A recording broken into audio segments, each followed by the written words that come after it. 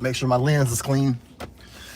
All right, guys, it's been a while since I've done a live video, but I wanted to talk about this because it's a very important thing to discuss. I put up a question on my community tab last week after I had an interaction, and I asked that if you were on a domestic call as a security guard, if you were responding to a domestic call, what would be the importance of priority? Like, would your responsibility be to the potential victim?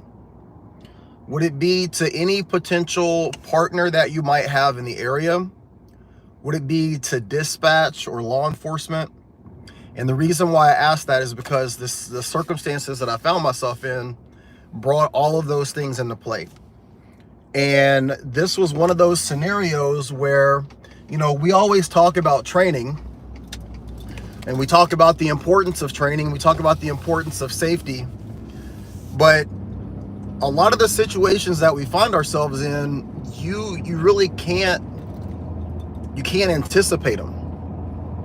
So let me give you guys the backstory. You know, I work for a company. We respond to dispatches for service. So the company that I work for, we have a very large portfolio of businesses that include, you know, businesses, residential properties, apartment complexes, hotels, all kinds of stuff. So just before I'm getting off of work, I get a dispatch to an apartment complex, and it says that it's coming from the tenant, which is a female, and it states that she's on her way home, and she's been informed that her boyfriend potentially is going to break into her apartment. Sorry that it's like super bouncy right now. The dispatch says that she's on her way home. She's either been informed by the boyfriend or informed by somebody else that the boyfriend is going to go to the apartment and break in. And she's requesting that security go to the apartment complex and make sure that this person either doesn't gain entry or hasn't already gained entry. So right off the bat, you know, there's a lot of things that are at play right here. You know, does this person have access to the apartment? Are they on the lease? Like, a lot of that information doesn't come through on the dispatch. So when you're working in this security capacity, you have to remember, like, people have tenant rights. There's all kinds of issues that are kind of intertwined in these domestic situations, right? So the first thing that I do when I get a dispatch, sometimes it gives you like the directive to call the person back. It'll say the reporting party requires a call back, and it'll say yes or no. But in certain situations, like, I try to call the person regardless, just so I can get some more basic information, right? So I call the number for the reporting party on the dispatch call, and a guy picks up the phone. So I identify myself as a security officer, blah, blah, blah. I don't say what I'm calling in regards to, because clearly, like, I see this as a domestic, potentially a domestic, and it's supposed to be coming from a female, but a guy answers the phone. So I'm just going to say the person's name was Mary. I'm like, hey, this is Officer so-and-so. Is Mary available? And the guy's like, you have the wrong number. I'm like, oh. I said, I apologize. I'm sorry. You know. And he goes, hey, real quick, are you guys hiring? And I'm like, oh, you know, it's not my department, you know, check Indeed, blah, blah, blah. Sorry to bother you. So I hang up. So I check the number again on the dispatch. I look at the number that I just called. That's the number that came through. So now I'm like, all right, that does not sound good that a guy answered and it's potentially a domestic. So I get to the apartment complex and I gain entry to the apartment complex. This person is, their apartment is supposed to be, I'm going to say, the 8th floor, right? It's not the 8th floor. I'm just saying it's on the 8th floor. So as I walk into the apartment complex, there's a guy that's coming around the corner. Normal looking dude, blah, blah, blah. And so as I get to the elevator, he gets to the elevator, like almost like in the movies where you both go to push the button at the same time. He's like, oh, my bad, bro. He's like, where you heading? I'm like, oh, I'm going to the 8th floor. And he's like, bet. He pushes number 8, and we're both in the elevator together. And he's looking at me. He's like, man, like you're geared up. I'm like, yeah, you know. And so I'm not thinking anything of it. The door opens. We both step off onto the 8th floor. So now immediately I'm like, this would be highly ironic, right? So I kind of do this and motion to him, like, you know, after you. He walks out. Let's just say the apartment is 835. He turns towards that direction. So I just kind of fall back. And as he gets to the apartment 835, where the domestic is coming from, he takes out a key, opens the door, and walks right in. So I don't make any like notion that that's where I'm going. I just kind of grab my phone, look at my phone. I walk right past the door. And as I walk past the door, I see him like kind of check me from the side. I don't make any eye contact with him. I walk all the way down the hall as if like I'm not there for him, right? So I didn't say anything to him in the elevator about me being there for a potential domestic. I didn't tell him what apartment I was going to. And when we both get off on the same floor and he goes to apartment 835, again, that's not the apartment. I walk right past it to not alert him that that's the apartment that I get the call for. So now I'm like, all right, I don't hear any yelling, any screaming. I don't hear or see any signs of break-in. He used the key to get into the apartment. And again, in these domestic situations, a lot of times we don't think about, I'm trying to say this in the right way. Like, you get the dispatch and you assume that the dispatch is correct. So if you're taking it on face value, you know, this person hasn't just broken into that apartment. They utilized the key. So that's like issue number one. Number two, the reporting party doesn't seem to have been there. I didn't hear anything. So I'll walk right past the door, go to the end of the hall, and immediately call it into my supervisor because the whole situation is just sketchy. I explained to my supervisor, this is the dispatch that came through. The reporting party is a female. They're saying that it's a domestic. I contacted the number. A male answered the phone, said it was the wrong number. And then when I get to the location, I come in contact with this gentleman while I'm in the elevator. You know, nothing seemed off about the guy per se. We get off on the same floor. He goes right to the dispatch address and utilizes a key to get in. Some apartment complexes, we have access to what's called the rent rolls. Like, you can pull it up and you can see if anybody is listed on that with the current tenant. So if it's like Samantha Stevens, I can look and see if it's Samantha Stevens and Gerard Jones or something like that. There'll be two people on the lease. For this particular location, I didn't have access to the rent rolls, and there's nobody in the office because it's late. So my supervisor's like, all right, here's what we're going to do. I'm going to send out a secondary to back you up, and I'm going to contact the cops. Like, this is a situation that we need to get the cops involved in. So I'm at the base of the hallway. I'm just kind of posted up while I'm having this conversation with my shift coordinator. I'm far enough away that, like, the person, you know, if they were to look out the door peephole, they're not going to see me. And I'm talking quietly, and I'm actually positioning myself in the stairwell. So where I'm at the back of the hallway. I can see the door, but I have the door open to the stairwell in case this person comes out and becomes aggressive. I can retreat, right? So this is where things get even more crazy. So I go downstairs, I take pictures of the door, I take pictures of the hallway. I go downstairs and post up outside of the apartment complex. So now I'm on the outside of the apartment complex on the sidewalk. I'm waiting for the secondary officer who calls me. He's like, hey, I'm like 3 minutes away. I'll be right there. All right, no problem. So while I'm waiting for that, the guy from upstairs, he now comes downstairs. And so right as he comes downstairs, he sees me standing there and he opens the door.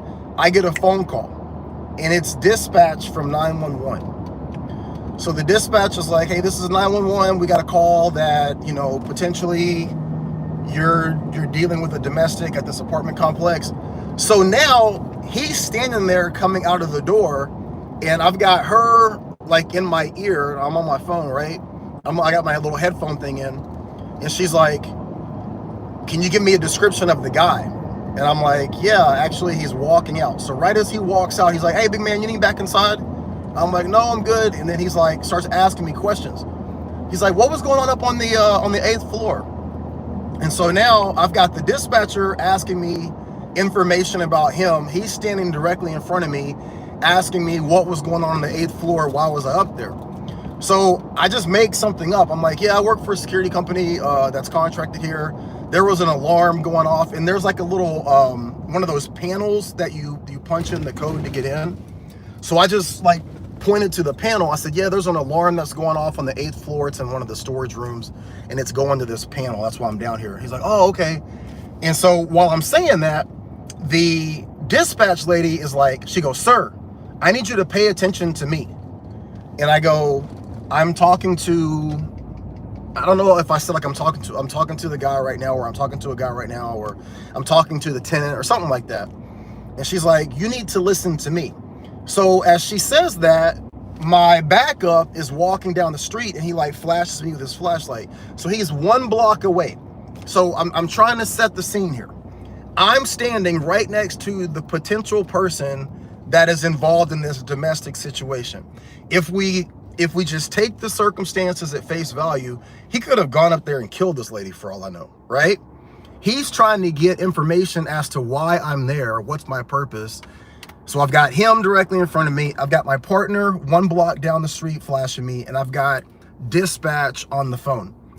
And she is telling me to stop talking to the guy that's directly in front of me and give her information, but I don't want to say anything that's going to signal to this guy that I'm potentially there for him. So she's like, hey, you need to listen to me. And I said, hang on 1 second. And like, I'm looking at my partner, and I'm kind of lighting him with the flashlight. And then she goes, listen, she goes, whatever security thing you're doing is not more important than law enforcement, or something like that. Something to the effect of whatever. And she said it with like a real condescending attitude. Whatever little security thing you're doing, or whatever security issue you're dealing with, is not more important than law enforcement. And in an instant, I thought to myself, no matter where the cops are at this moment, they're not as close as my partner that's right there. I can see my partner. No matter how close law enforcement is, they're not standing directly in front of me. The potential involved person is. And no matter where this dispatch person is, she's not the person that's going to have to come and deal with the guy that's directly in front of me. And she's not the person that's going to come and save me if this whole thing goes south. And I said to her, I didn't call you. And she goes, well, so-and-so called, and I'm reaching out to you. And I said, then call them. And I hung up the phone. So when I hang up the phone with her, now I'm talking directly to that guy. I continue to make up shit until he is like, not really focused on what's going on. So I said the whole thing over again. Like, yeah, there was an alarm that went off on the 8th floor. It's going to this box, blah, blah, blah. And then he goes, well, my girl, she lives in apartment 835. He was like, he goes, I'm talking to her on FaceTime. And he like turns the phone and shows me this female. And so I introduce myself to her, tell her that I work security for the company that's contracted on that property, blah, blah, blah. And I said, no big deal. There was an alarm going off on, that floor. It's going to this box. And I just looked at her. I said, are you okay? And she just goes, yeah, I'm good. I'm like, all right. And I took my phone. I had my phone in my hand. So like, I just snapped a picture of her on his FaceTime. And as I do that, my partner walks up. As my partner walks up, the guy gets into, a Hellcat, of course, right? And he leaves. But that whole situation, the dynamics of that whole situation, it made me think like what is more important at that moment? I never in a million years want to be disrespectful to law enforcement.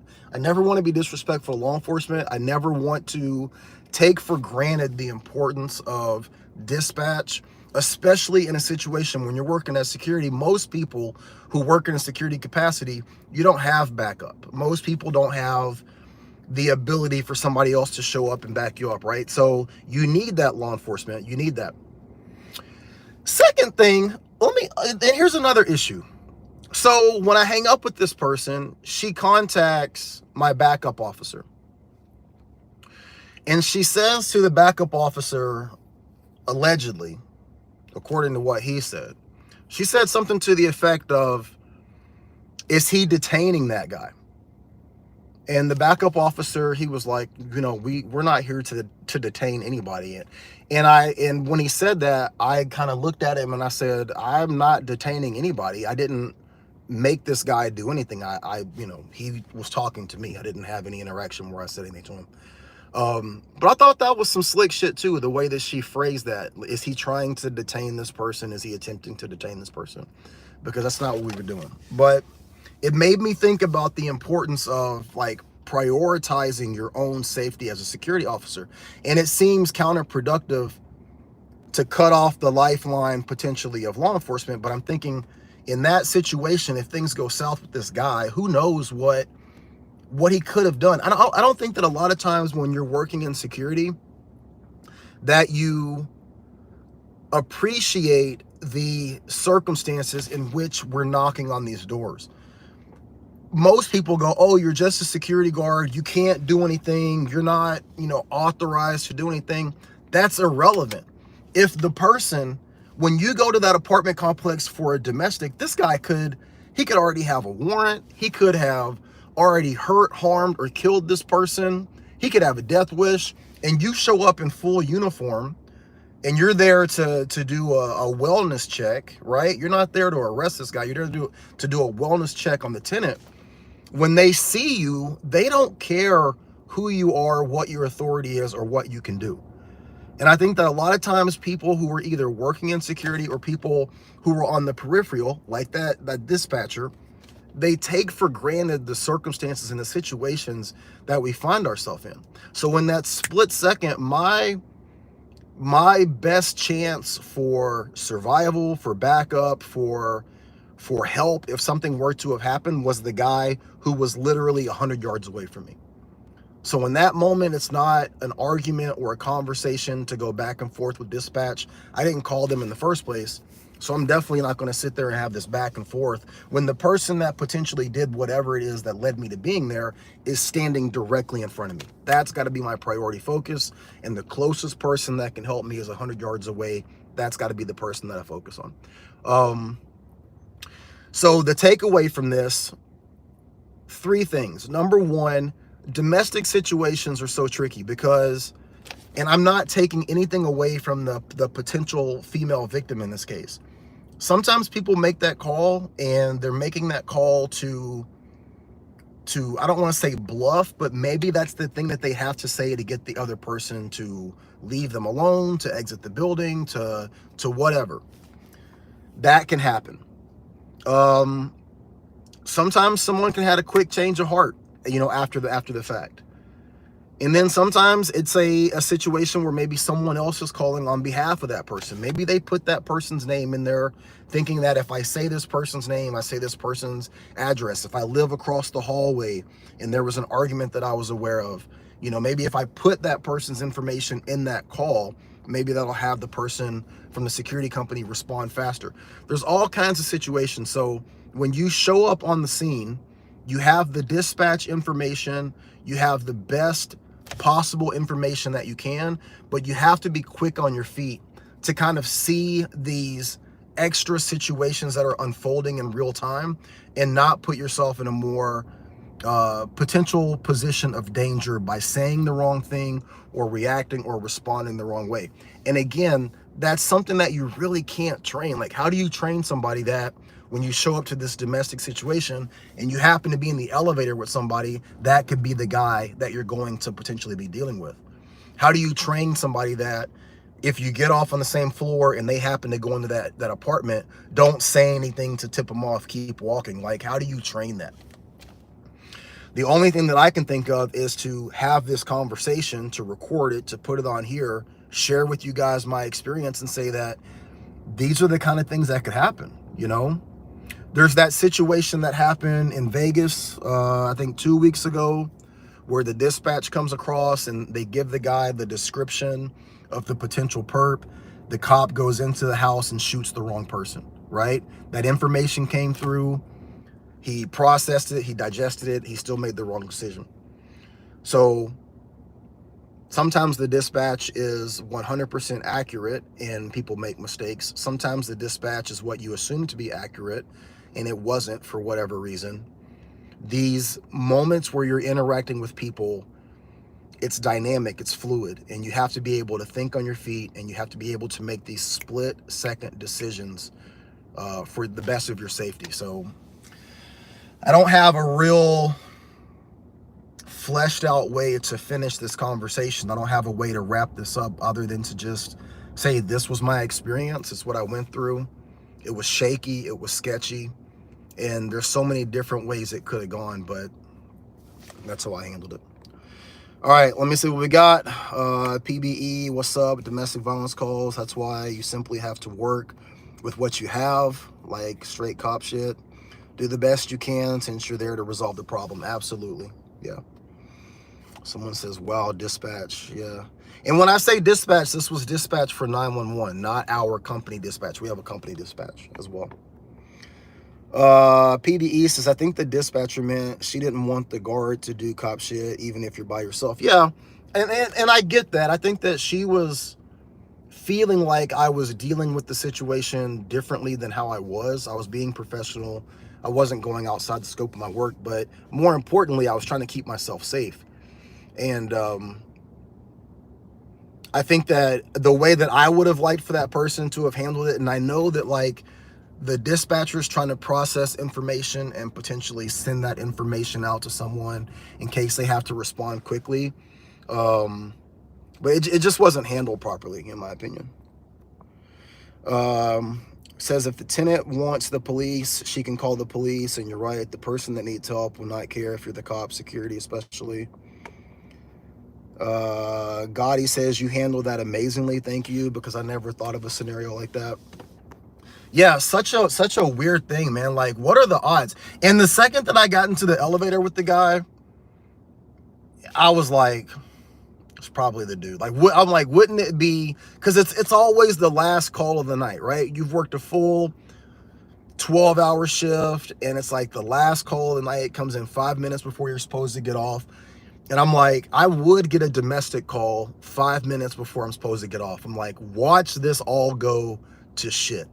Like, that's exactly my mindset, was like, this is going to all go south, because why wouldn't it? 5 minutes before I get off. And then the guy gets in the elevator. I'm like, of course, this is going to probably be the guy.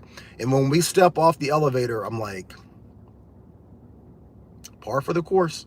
And so immediately I'm thinking, if this breaks bad, like what is my out? Maybe that's the thing that I want to share with you guys. You have to always be thinking about your out. What is your out in this situation? And your out in the situation, despite what you guys think, is not, you know, a cowboy John Wick style shootout. Because you're not guaranteed that that's going to go in your favor. You're not guaranteed that's the right decision. You're not guaranteed that that's going to end in a circumstance that doesn't send you to prison or hurt or kill somebody that doesn't need to be. So you have to be thinking about critical decisions that you can make that'll put you in the best possible way to get out of this thing safely. When I got hired with this new company, one of the things that we did before we went into our field training, because this company gives you a 1-week academy and then they give you a week of field training. I think it's interesting that when I did my academy, we did some scenario training. One of the scenarios that I did was responding to a domestic call. And in the circumstances of the scenario training, they gave a dispatch that was kind of similar, right? And I went up to the door, and we had one of our training instructors behind the door. And so when I knock on the door, the training instructor, he slightly opens the door, doesn't say anything, slightly opens the door, and he steps back. And in the circumstances of the scenario training, I'm talking to the trainer through the door, and he's not responding. So I step back and I go around this partition that's in the room where we're training, and I called dispatch and I said, I'm going to go downstairs. I'm going to wait for backup. I'm going to contact police. Because as a security guard, it's not my job to kick the door in, clear the room, figure out what's going on, make the arrest. I responded to the dispatch. I listened. I didn't hear anything. I made the attempt to contact the tenant. They didn't respond. The door opens halfway. I see the shadow of the person that's back there. At that point, I have all of the information that I need to articulate why I'm going to disengage, go downstairs, and turn this over to the professionals. Sometimes as a security guard, the best thing that you can do is observe and report. If the guy that's behind that door wants to get into a shootout, if the guy that's behind that door has done some egregious thing, and he now feels that he has to defend himself with his life or somebody else's, let that be between him and law enforcement. I've done my part. I responded. I made an attempt to make contact. Things got shaky. They didn't make sense. I retreated. I went outside. I contacted the appropriate authorities. Done. Steak and eggs and a shower for your boy. There's nothing wrong with that. And I have no qualms about standing on that as my actions, as to doing some cowboy shit and trying to send you guys a community post from the hospital because I got my lungs shot out. Not happening. Okay? So think. Think. And when red flags arise, recognize them. When things don't seem right, recognize them. Sometimes the best thing that you can do is a tactical disengagement. Get out of the situation, get to a safe space, think, take a deep breath, pull your head out of your ass, and make a smart decision for everybody. You, the person, the company, the industry of security, everybody. Okay? Someone says, I think you guys should roll 2 guards to any call. I get that in a perfect world, but you know, we don't have enough people in security. You don't have enough people in security. You don't have enough people to do that. And, you know, it's just not feasible. That would be a perfect scenario, but it's not the case. Going home is always a priority. Critical thinking is the best thinking. All right, guys. I'm at the gym. I'm going to go get a workout in. And you guys be safe out there, okay? I hear that a lot of guards, never understand that. I think what you're talking about is making the smart decision. Yeah. All right, guys. Y'all have a good day. Be great.